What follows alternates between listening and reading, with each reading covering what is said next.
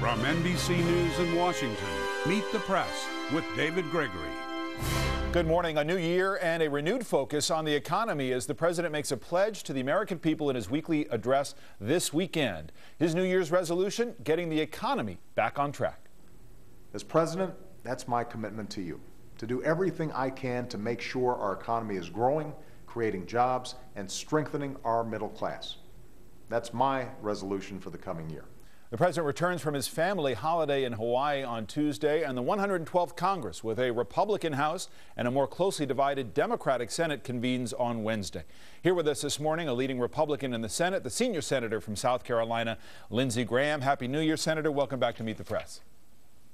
Thank you for having me. Happy New Year. So the president talks about a New Year's resolution to get the economy back on track. He will face a more Republican Congress. Will he find a partner in the new Congress with more Republicans there? I hope so. Well, why did the economy get off track? The policies the president has pursued over the last couple of years with his Democratic colleagues, the stimulus bill, Obamacare, I think has made economic recovery more difficult. He'll find a partner if he'll come our way when it comes to creating jobs and controlling spending. The mandate of the last election was pretty clear to me, that the Democratic policies from 2008 to 10 were rejected by the American people because they created too much debt and they grew the government too much. So if you want to reduce the size of government, I think you'll find a willing partner in the Republicans. Where do you see the economy right now? You know, holiday spending was pretty good in terms of shopping, but you look at the housing market, it's still a mess. Prices coming down, interest rates going up. Do you think economic recovery is still going to be stalled? I think what got us into this mess was the collapse of housing, and some bad numbers came out recently about housing. The one thing with extending the tax cuts for 2 years helped a bit, but the Obama health care is a real burden to small businesses and large businesses. There have been 200-something waivers. I think one of the best things Republicans do to help the economy is give business certainty, really go after hard the Obama health care bill, redesign the stimulus bill to make sure it goes to the economy, not to the government. I think it's going to be a slow recovery, and 2011 will be a continuation of 2010. Probably unemployment still above 9%. Let me break that down a little bit. You mentioned housing. You know, back in 2008, Republicans, including Senator McCain and yourself, were talking about Fannie Mae and Freddie Mac, the big housing giants that now the government took over as being responsible for the crisis. That's a debatable point. But they now basically support the housing market in this country. Are you with the same Republicans, including your own views, that those should be wound down and privatized? Yeah, they should certainly be reviewed and reformed, because they pushed mortgages out to people who couldn't pay the mortgages. The mortgages became exotic security instruments sold all over the world, and the financial regulation bill really left unattended Fannie Mae and Freddie Mac. And when you have government entities this large who own this much of housing, who have been pushing mortgages on people who can't afford to pay them, and you do nothing about it, it's pretty hard for me to say you reformed the problem that got us into this mess. What's the Republican solution? But what's the Republican solution to housing? To me, is to get Fannie Mae and Freddie Mac in a more privatized environment where risk-reward is more traditionally accepted. That the American dream is to own a home you can afford, and to look at these entities and get more private sector involvement and control who they lend money to, and basically wind them down and make them more private. Okay, let me move on to health care, which you also raised. Is there a chance for actual health care repeal, or do you see room for compromise? All this talk about the individual mandate, making individuals buy insurance. You had talked about compromise on that early on. Do you disagree that it's unconstitutional? A lot of Republicans believe that. I think the problem with the individual mandate is that everybody is going to be in a government-run plan. I was with 7 Republicans and 7 Democrats that required everybody to be covered. You did away with employer deductions, and you allowed individuals to buy health care in the private sector across state lines, and it was revenue neutral. I think you're going to see the fight on Obamacare across the board in the House and the Senate to try to defund the Obamacare bill and to start over. One thing I'm going to do with Senator Brasso is allow states to opt out of the individual individual mandate, the employer mandate, and expansion of Medicaid. The expansion of Medicaid under the Obama health care bill is going to bankrupt South Carolina. So I think this fight's going to continue to 2012, and it's going to move from Washington to the states. It will be one big fight over the role of health care, and should Obama health care be in existence in 2012 the way it is today. Senator, we talk about what kind of relationship this White House is going to have with a more Republican Congress, a Republican House, right, more Republicans in the Senate. The lame duck session was where the president finished pretty strong, a lot of bipartisan accomplishment. This is what you said, however, just before Christmas, reacting to the lame duck. You weren't very pleased. Let's listen. When it's all going to be said and done, Harry Reid has eaten our lunch. This has been a capitulation in 2 weeks of dramatic proportions of policies that wouldn't have passed in the new Congress. So, to your way of thinking, the kind of bipartisanship we saw is not what you want to see in the new year. Yeah, I don't want to see bills passed in a lame duck Congress where you can't amend the bill. Don't Ask, Don't Tell was repealed in the lame duck Congress. Not one amendment was allowed to the bill. We had 6 versions of the DREAM Act brought up in the lame duck Congress. That's the immigration bill. Political points. Yeah, that's right. The START treaty could have been made better if it came into the new year. I don't understand why Republicans were pushing through policies in the lame duck that could have been made better in the new Congress. But it's not about us and the president. It's about us and the American people. Will the Republican Party learn from the mistakes of the Democratic Party? If in 2012 we can show the American people we spent less of their money, we went to the heart of our debt problem by reforming entitlements, and we reduced the size of government, I think we will fare well with the American people. If we don't do those things, we're going to be in trouble ourselves. Well, you've talked about the Tea Party influence, and you've been skeptical about whether Tea Party activists who become candidates, who become legislators now, are actually willing to compromise, actually willing to legislate. Where do you find yourself then? Closer to the Tea Party after the lame duck session, or closer to the moderates? Well, I hope I'm enthusiastic about new people coming in, because God knows this Congress coming into being needs to learn from the mistakes of the past Congress. So Tea Party people can provide energy to do something about our spending problems by getting us back to 2008 spending levels. Pat Toomey's on your panel. He's been a real leader on entitlement reform. The Debt Commission is a bipartisan document that we all should look at about flattening our tax code, increasing the age eligibility for Medicare and Social Security. Upper income Americans should have their Social Security benefits means tested simply because we don't have enough money to keep Social Security solvent without change. So I hope the Tea Party will come to Washington and change the whole dynamic that led to this fiscal mess we're in, starting with spending in the 2011 year, but also in reforming entitlements. And I think a guy like Pat Toomey will be a breath of fresh air for the next Congress. Let me break a few of those things down because it's an important level of detail. But let me start with this. You talk about the budget, you talk about spending. How will you vote on the debt ceiling? Will you vote to raise it, which is a vote that will come up in relatively short order? Right.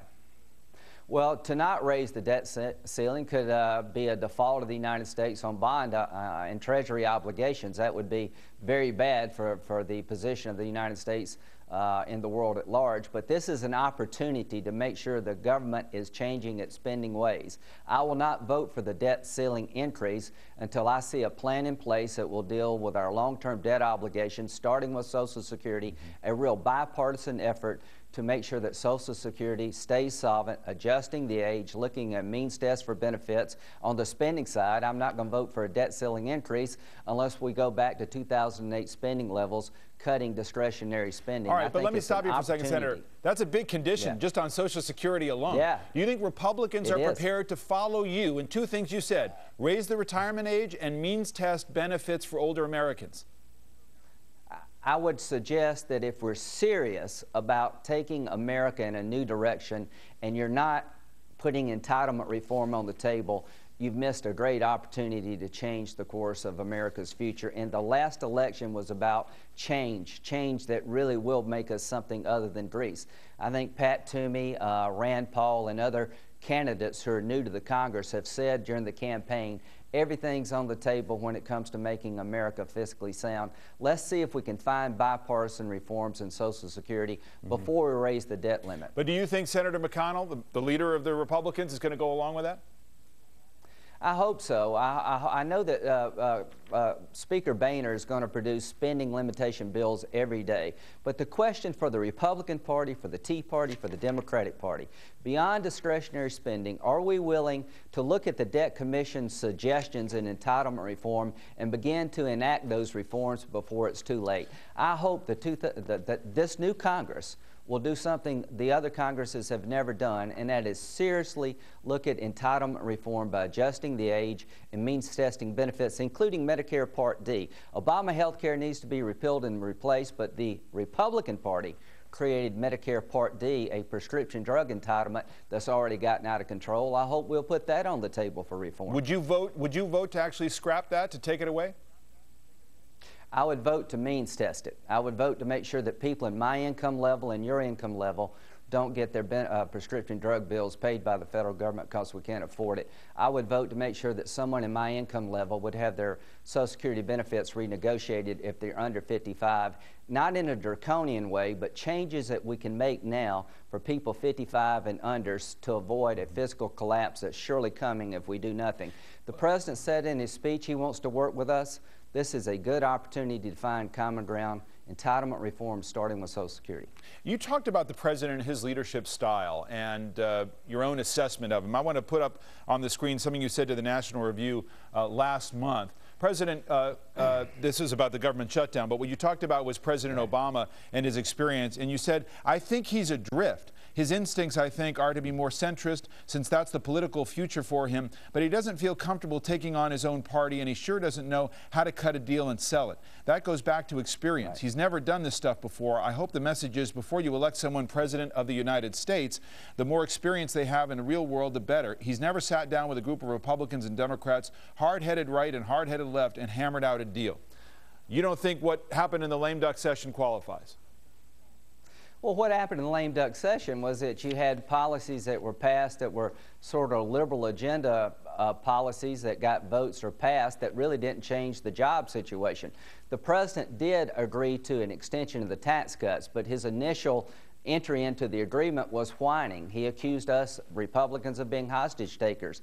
But he did change. When President Clinton was allowed to talk about the tax extension deal, I think that was a moment of change for President Obama. I hope he will continue to embrace the middle when it comes to spending and entitlement reform.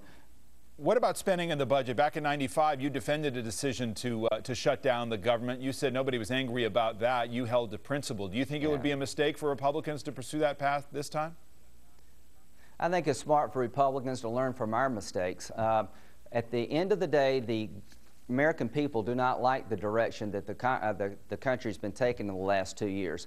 We have a chance to go a new way. Control spending, do something about long-term entitlements. You don't need to shut the government down to accomplish those goals, but you need to lead. And at the end of the day, will the Republican Party, with this new lease on life, lead? Will we put a budget together? Will Paul Ryan put a budget together that not only starts reducing the deficit but addresses long-term debt? I think he will. I'm optimistic about the new members of the Republican Party coming in to the House and the Senate. I think we've got a second chance on life, and we're going to take full advantage of it. And to my Democratic friends out there, if you want to do something about spending and debt, you're going to find willing partners on the Republican side, but it has to be meaningful change. Final area with just a moment left. I want to talk about Afghanistan. You've traveled there extensively and you think a lot about the war.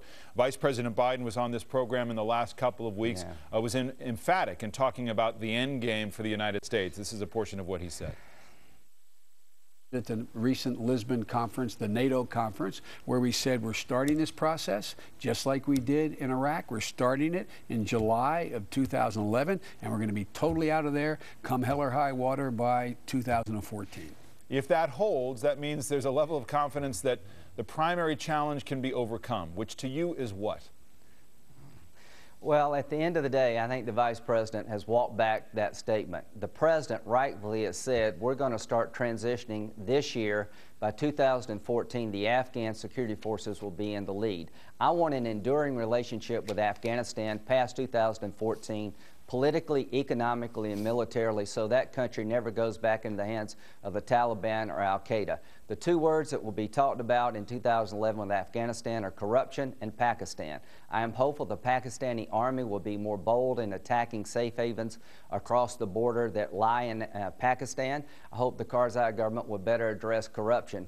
I hope we can find an enduring relationship with Afghanistan that will make sure that country never goes back in the hands of terrorists. And the idea of putting permanent military bases on the table in 2011, I think, would secure our national interest and tell the bad guys and the good guys we're not leaving, we're staying in a responsible way if the Afghan people want us to stay. But that's important. You believe a permanent U.S. military presence in Afghanistan is required in order to head off a potential failed state in the future? I think it would be enormously beneficial to the region as well as Afghanistan. We've had air bases all over the world. A couple of air bases in Afghanistan would allow the Afghan security forces an edge against the Taliban in perpetuity. It would be a signal to Pakistan that the Taliban are never going to come back in Afghanistan. They could change their behavior.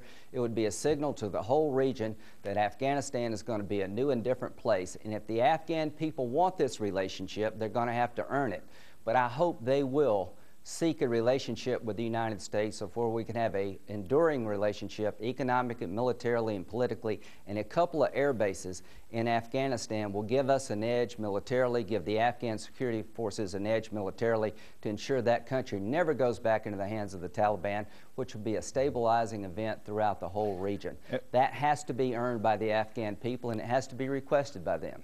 Before I let you go, Senator, do you have a candidate yet for a Republican candidate in 2012? Yeah, the most electable conservative. Who do you think? Whoever that is. Who's the leading contender in your mind? Probably Romney. Mitt Romney has got his problems as a candidate, but so does everyone else. But it's a changing environment, and the one thing you got to prove to the people of South Carolina, not only that you're conservative, but you can carry the day. That's why we need to be talking about immigration and energy policy as a party. What will we do to break $4 a gallon gas, foreign oil dependency? The one issue we haven't talked about that needs to be talked about is $4 a gallon gas is coming, and we've done nothing to become energy independent. I want to work with the President, Republicans, and Democrats to get a rational energy policy to break our dependency on foreign oil, to create jobs here in America from a renaissance of nuclear power, and try to clean up the air as a noble pursuit of the Republican Party. Well, we'll start there and on immigration in our next conversation. Senator Graham, thank you as always. Thank you. Happy New Year.